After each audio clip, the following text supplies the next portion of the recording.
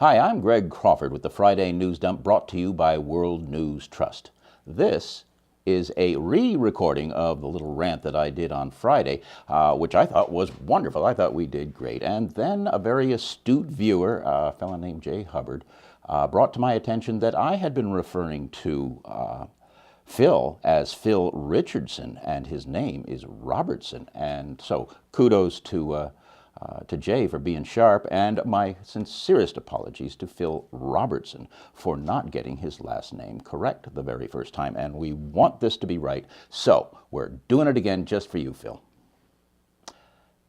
There's been a lot of chatter lately about an inbred bearded cretin from the swamplands of Louisiana named Phil Robertson, the erstwhile patriarch of a faux reality show called Duck Dynasty.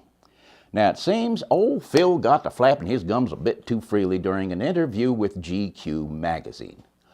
Why Gentleman's Quarterly would want to interview this web-footed yahoo is anybody's guess. Whatever. Old Fleabeard starts spewing some seriously nasty and ill-informed remarks about gays and people of color. This, quite understandably, drew some fire from a few folks, and the producers of Duck Dynasty suspended Robertson from the show indefinitely. Of course, the right-wing idiocracy jumped to his defense. GOP congressional candidate Ian Bain even went so far as to compare him to Rosa Parks. The asinine stupidity of that remark will become evident in a minute. Never one to pass up a chance to make an even bigger fool of herself, Sarah Palin weighed in with that fingernails-on-a-blackboard voice of hers, proclaiming poor Phil's suspension to be a gross violation of his First Amendment rights. Ignorance has never slowed Sarah down before, and this time was no different. Not only did she not read the interview before she started screeching, it's a pretty safe bet that she never read the Constitution either. So, let's clarify something for Sarah Barracuda.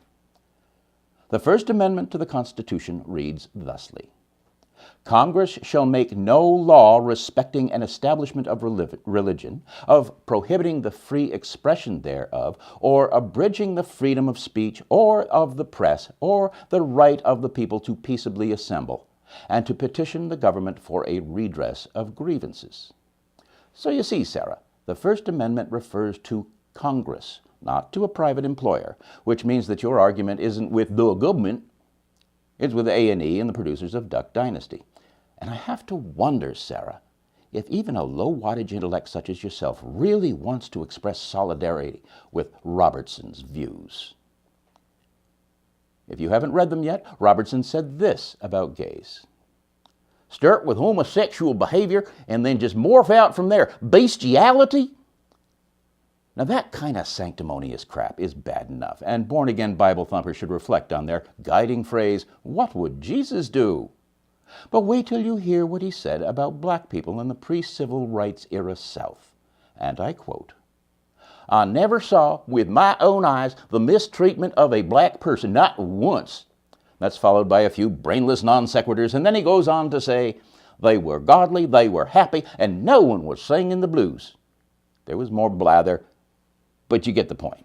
That is some seriously bigoted ignorance. So you can see why the comparison to Rosa Parks is so deeply offensive to anyone with an IQ above room temperature, not just to people of color that have had to endure centuries of malice from shitwits like Robertson. But was it really ignorance? Or was it a calculated maneuver intended to generate buzz about a show aimed at those from the shallow end of the gene pool? Given the recent revelations of his views on marrying 15-year-old girls, probably both. Now, writing for the Daily Kos, Vian introduced us to the wisdom of his new best friend, Dusty, a good old Southern boy who discovered this about the Robertson clan, with pictures.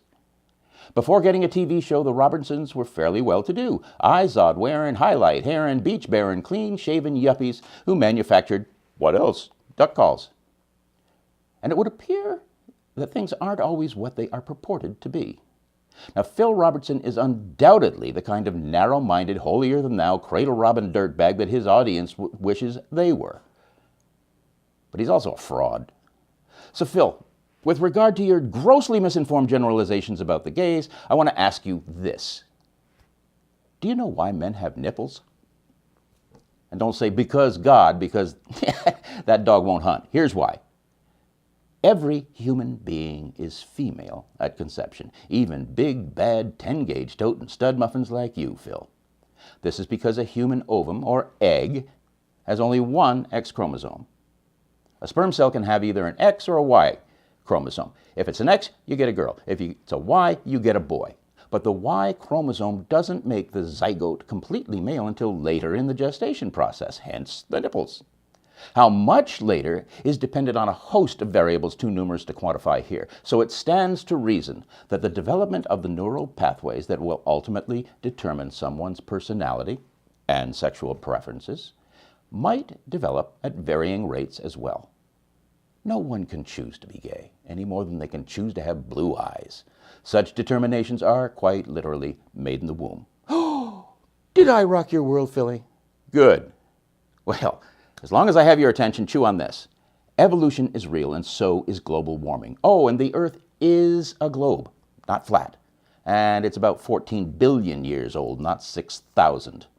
And despite what that biblical theme park might claim, humans did not live with dinosaurs. There's about 85 million years, give or take a million, between the last dinosaur and the first proto-human. And for the record, I'm straight, married, and came of age in the 60s. I'm the same age as you, Phil.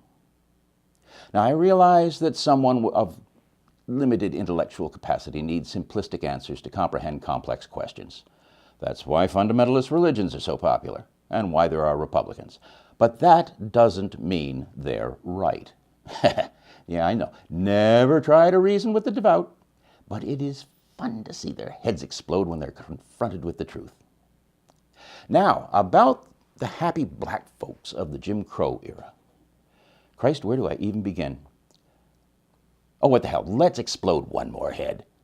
Now, I've commented on this before, but it's worth repeating.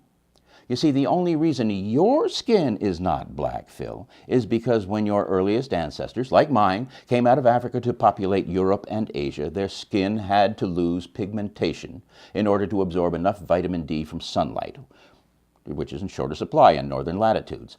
But all of this means that way down deep inside, every witless, bigoted cracker that watches your show is just as black as Snoop Lion.